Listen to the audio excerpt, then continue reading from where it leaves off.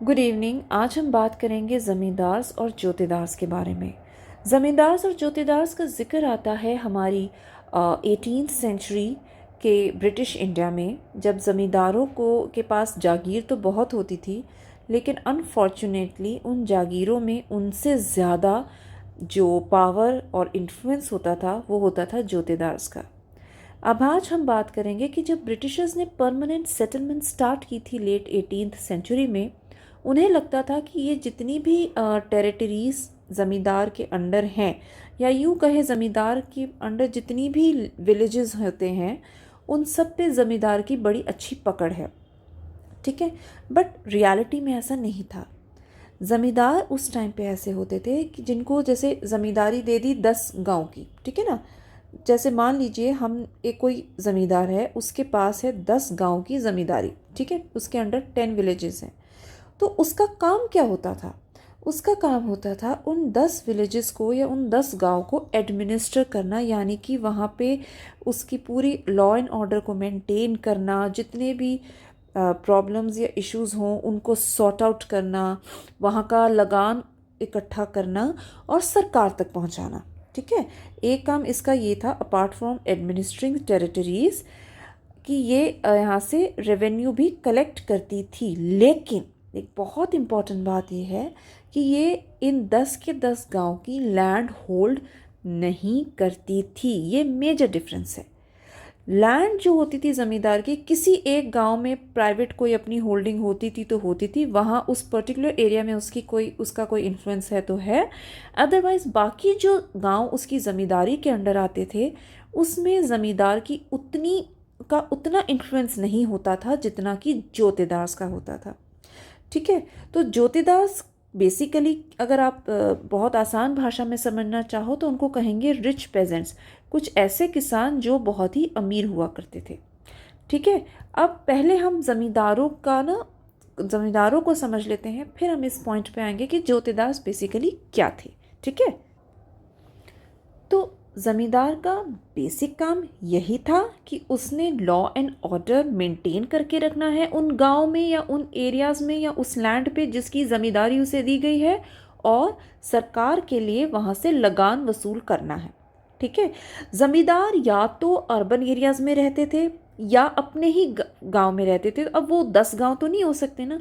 जिस एक गांव में ज़मींदार रिसाइड करेगा या रहेगा, बस उसी गांव में उसका इन्फ्लुएंस होगा। बाकी सारी जगहों पे उसको सिर्फ एडमिनिस्ट्रेशन के लिए दिया जाता था। ठीक है, ये एक तरीका था गवर्नमेंट का कि देखो, एक तरीके से लॉ एंड ऑर्डर मेंटेन करने का, कि कुछ एरिया ज़मींदार के अंडर एक तरह से दे दिया जाता था। ठीक है, अब हम बात करते हैं जोतेदार की। नॉर्मल उसमें अगर आप सिंपल टर्म्स में समझे तो जोतेदार का मतलब होता है वो किसान जिनके पास बहुत पैसा है। अब मान लीजिए ये गांव है, ठीक है, यहाँ पे एक जोतेदार है। जोतेदार की ना बहुत ज़्यादा पकड़ होती थी लोकल अपने गांव में। क्यों होती थी? एक तो ये रिच हैं, दूसरा इनके पास कई एकड़ ज़मीन होगी। ठीक है, कई एकड़। तो अगर मान लो ज़मींदार से ये लीज़ पर, या थोड़े टाइम, लीज़ का मतलब होता है थोड़े टाइम पे काम करने के लिए, कोई ज़मीन ले भी लेते थे, तो वो समझ लीजिए वो इतनी सी है और इनकी अपनी ज़मीन इतनी है। ठीक है, तो इनको ज़्यादा इनकी डिपेंडेंस ज़मींदारों पे होती नहीं थी, और इनको ये भी पता था कि भाई ज़मींदार जो है उसका हम पे ज़्यादा ज़ोर नहीं चलेगा, उसका ज़्यादा हमारे ऊपर इन्फ्लुएंस या कंट्रोल नहीं है। और जोतेदार्स क्या थे बेसिकली, अब एक स्टडी की थी फ्रांसिस ब्यूकैनन ने दिनाजपुर डिस्ट्रिक्ट की। ठीक है, ये केस स्टडी की थी। दिनाजपुर डिस्ट्रिक्ट जो है ये बेसिकली है हमारे ब्रिटिश इंडिया के टाइम पे तो ये नॉर्थ बंगाल में था, आज की डेट में ये बांग्लादेश में है। तो दिनाजपुर डिस्ट्रिक्ट में क्या था, जैसे ज़मींदार है उसके पास तो कई विलेज है। यहाँ एक विलेज में जैसे मान लीजिए यहाँ का पे ये जोतेदार है। ठीक है, अब इसके पास लैंड भी बहुत ज़्यादा है। ठीक है, उसके साथ हिसाब से इन ज़्यादा लैंड का मतलब होता है कि जो लोकल लेबर है यहाँ पे काम करने वाला, ठीक है, उसको ज़्यादा एम्प्लॉयमेंट जोतेदार देगा। ठीक है, वो जोतेदार पे कहीं ना कहीं डिपेंडेंट है। ठीक है, लगान तो सारा ज़मींदार को जाना है, उसमें कोई सेकंड थॉट नहीं है, लगान तो ज़मींदार ही कलेक्ट करेगा, क्योंकि भाई आप चाहे जोतेदार हो चाहे कोई पेजेंट हो, लगान तो ज़मींदार को देना है क्योंकि सरकार को देना है। ठीक है, ऊपर वो गवर्नमेंट तक जाएगा। ठीक है, सरकार को लगान ज़मींदार वसूल करेगा। लेकिन अगर आप लोकल लेवल पे बात करो तो देखो मोस्टली जोतेदार के ऊपर डिपेंडेंट है लोकल लेबर आपका। ठीक है, अब ये जो नॉर्मली क्या होता था ना, जो भी आपके पेजेंट्स होते थे वो बेचारे पुअर होते थे, मतलब उनके पास अक्सर क्या होता था, अपनी लैंड नहीं होती थी, तो उनको हल चलाना है, उनको खेती करनी है, क्योंकि यही काम उनको आता है, तो उन्हें किसी और की लैंड लेनी पड़ेगी। तो वो कई बार जोतेदार की लैंड होती थी, कईयों की, कई बार ऐसे होता था भाई ज़मींदार की अगर अपनी लैंड है तो वो दे, भाई ज़मींदार का ये विलेज है, इसका ये प्राइवेट लैंड होल्डिंग है, तो यहाँ तो वो लोकल जो लोकल लेबर है उसको एम्प्लॉयमेंट दे देगा। वहाँ तो चलो ज़मींदार का डायरेक्ट इन्फ्लुएंस है, पर वो एक ही गांव है ना, बाकी गांव में तो ऐसा नहीं है। बाकी गांव में लोकल जो पुअर फार्मर्स होंगे उनको जोतेदार की लैंड पे काम करना पड़ेगा। ठीक है, पुअर फार्मर के पास क्या है, सिर्फ अपना हल है और अपनी लेबर है। उसके बदले में जोतेदार को उन्होंने अपना मतलब वही है, थोड़ा सा उनको रेंट भी देना पड़ेगा, और जोतेदार जो है बदले में उनको अपनी लैंड देगा, जो प्रोड्यूस होगा वो आपस में उनका अपने हिसाब से वो डिस्ट्रीब्यूट भी हो जाएगा। अब यहाँ क्या होता है कि जोतेदार के पास बहुत सारी लैंड है। ठीक है, अब ये बहुत सारी लैंड भी है, लैंड लोकल उसने जो लेबर है उसको उसने कंट्रोल कर लिया जोतेदार ने। ठीक है, लोकल लेबर जोतेदार के कंट्रोल में आ गया, भाई दे आर बाउंड। अच्छा, उसके बाद क्या होता है कि जोतेदार के पास जैसे बहुत सारी लैंड है तो बहुत सारा लेबर आ गया उसके अंडर। दूसरी चीज़ थी, जोतेदार जो थे वो रिच थे, और रिच का यहाँ मतलब होता है कि अगर जहाँ मनी लेंडिंग जैसी चीज़ें भी हम देखते हैं कि गांव में बहुत होती थी, तो जोतेदार कई बार मनी लेंडिंग का भी काम करते थे। ठीक है, मतलब ये पुअर फार्मर्स हैं, उनको कई बार जो गरीब किसान है उसको कई बार अपना उधार भी लेना पड़ता हो, तो वो कहाँ से लेगा, उसको जोतेदार दे देता था। ठीक है, बदले में जो गरीब किसान है वो अपना लेबर दे देगा, जोतेदार उसको पैसा दे देगा कि भाई ले लो, उधारी ले लो। ठीक है, अच्छा, ये वजह थी काफ़ी सारी कि और दूसरी बात ये थी कि जोतेदार उसी गांव में है। ठीक है, तो उस एक पर्टिकुलर गांव का जो लेबर है वो उसके अंडर कहीं ना कहीं उसके इन्फ्लुएंस में है, उसके अंडर है, ज़मींदार से ज़्यादा जोतेदार को वो मानेंगे, तो यहाँ ज़मींदार की पावर क्या हो जाती है, कम हो जाती है। ठीक है, दूसरी वजह ये होती है, ये जो है ना फ्रांसिस ब्यूकैनन ने स्पेशली, जब आप एनसीईआरटी खोलेंगे ना 12th स्टैंडर्ड की, तो फ्रांसिस ब्यूकैनन ने स्पेशली दिनाजपुर डिस्ट्रिक्ट की ये इन्होंने एक तरह से केस स्टडी करके बताया हुआ है कि इस तरीके से जोतेदार ने अपनी जो है इन्फ्लुएंस बढ़ाया था। ठीक है, बाकी अब और क्या फैक्टर्स हैं इनके, एक तो जोतेदार को ये पता था कि ज़मींदारों को कि कोई पावर क्यों नहीं है उनके ऊपर, जोतेदार के ऊपर, क्योंकि जैसे अगर आप ये देख रहे हो कि भाई लोकल जो एक गांव का जो लोकल्स हैं वो जोतेदार के इन्फ्लुएंस में है। दूसरी बात ये, गवर्नमेंट ने अगर रेवेन्यू कलेक्ट करना है तो वो ज़मींदार से ही करेंगे।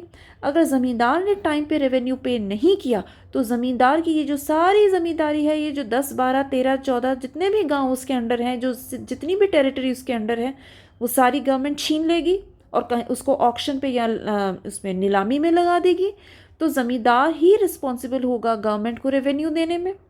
ठीक है, अगर मान लो जोतेदार जो है पेमेंट को डिले करते हैं, क्योंकि जोतेदार कहीं ना ज़मींदारों को थोड़ा सा रेसिस्ट करते थे, मतलब उनका इन्फ्लुएंस एक्सेप्ट नहीं करते थे, उनको नहीं पसंद आता था, समझ लो कि ज़मींदार उनके ऊपर इतनी ज़्यादा हक जताएं। तो मान लो अगर वो पेमेंट भी डिले करते थे ना, तब भी ज़मींदार उनको ज़्यादा हरास नहीं कर सकते थे। रीज़न बीइंग कि अगर मान लो डिलेड पेमेंट के लिए ज़मींदार ने उनको कहीं मतलब एक तरीके से कुछ पनिश किया या कुछ एक तरीके से कचहरी बुलाया या कुछ समन्स वगैरह भेजे भी, तो जोतेदार क्या करेगा, आगे जाके कहीं थाने में कंप्लेन कर देगा। और होता क्या था, ये जो ओवरऑल प्रोसेस होता था ना कि भाई अगर मान लो जोतेदार ने अपना जो रेवेन्यू है वो टाइम पे जैसे मान लो ज़मींदार को नहीं दिया, तो ज़मींदार को तो ऊपर जवाब देना है। लेकिन ये जो पूरा प्रोसेस होगा ना कि ज़मींदार को जो जोतेदार से अपना रेवेन्यू कलेक्ट करवाने का थ्रू लीगल प्रोसेस कि कचहरी और कुछ मतलब कानूनी तौर से अगर ज़मींदार को अपना निकलवाना होगा और जोतेदार से अपना रेवेन्यू, तो वो बड़ा लंबा प्रोसेस था, बहुत लंबा।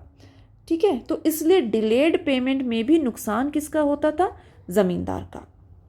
ठीक है, और कई बार ये होता था कि जब डिलेड पेमेंट होगी तो जैसे सनसेट लॉ एक रूल बना हुआ था, उसके हिसाब से अगर ज़मींदार टाइम पे गवर्नमेंट को नहीं देता है रेवेन्यू, नहीं पहुंचाता है लगान अपनी ज़मींदारी से, तो ज़मींदार की ज़मींदारी चली जाएगी। और कई बार ये होता था कि जो जोतेदार होते थे ना, वो इतने रिच होते थे कि कई बार जब नीलामी हो रही होती थी, ऑक्शन हो रहा था होता है ज़मींदार की ज़मींदार इसका, तो तब कई बार जोतेदार ही वो खरीद भी सकते थे, वो इतने रिच थे। तीसरी चीज़ थी जो लोकल ट्रेड है और जो लोकल मतलब उसमें लोकल फोर्स है, उस पर जोतेदार का बहुत ज़्यादा कंट्रोल था। ये हमने अभी पिछली स्लाइड में, पिछले उसमें ही डिस्कस किया। अभी चौथी पॉइंट था कि they had a good control over local trade. क्यों लोकल ट्रेड पे? कैसे? अब देखो, जैसे एक गरीब किसान है, ठीक है, अब उसने किसान ने अपने खेतों में फसल उगाई, ठीक है, अब उसके पास मान लो अपनी ज़मीन है या जोतेदार की ज़मीन है या किसी की भी ज़मीन है या अपनी, चलो अपनी ज़मीन है, ठीक है, अब वो बेचारा गरीब है, मोस्टली यही होता था। अब उसके पास इतने पैसे नहीं हैं कि भाई वो इस फसल को इकट्ठा करे, मार्केट में ले जाए, वहाँ जाकर बेचे। मार्केट में जाके बेचने से अच्छा है अरे जोतेदार है ना, इसी को बेच दो, वो ख़रीद लेगा। अब जोतेदार जो हैं उसके पास अपना ट्रांसपोर्ट भी है, वो लोकल मार्केट तक अपनी पहुंच भी रखता है, तो वो सस्ते दामों में इस फसल को ख़रीद लेगा पुअर पेजेंट से, जो गरीब किसान होंगे। ठीक है, वो फार्मर्स उसको दे देंगे, उसको बेच देंगे, और जोतेदार फिर इसको अपनी हाई प्राइस पे जाके लोकल मार्केट में बेच देगा। ठीक है, क्यों? क्योंकि ये जो फार्मर्स होते थे ना, नॉर्मली फार्मर्स के पास ना ट्रांसपोर्टेशन और एक्सेस नहीं होता था मार्केट तक का। तो यहाँ हम देखते हैं कि जोतेदार्स का जो है, क्यों बहुत अच्छी पकड़ है आपके लोकल ट्रेड में, उनका बड़ा कंट्रोल है, मनी लेंडिंग में वो हैं, और ज़मींदारों से ज़्यादा किसी भी लोकल एरिया में जो है जोतेदार्स की ही अपनी एक ज़्यादा इन्फ्लुएंस है, उनकी अपनी पकड़ है और बहुत मजबूत है, जिसकी वजह से ज़मींदारों की जो अथॉरिटी है उसको बहुत बहुत बहुत स्ट्रॉन्ग चैलेंज मिला था लेट 18th सेंचुरी में और अर्ली 19th सेंचुरी में। ठीक है, तो इस पूरी वीडियो में मैंने वैसे आपको बता दिया है कि ज़मींदार और जोतेदार की पावर्स क्या थी, उनके क्या रोल्स थे। अगर कोई भी इसमें डाउट हो तो प्लीज़ आप मुझे बताइएगा। Thank you.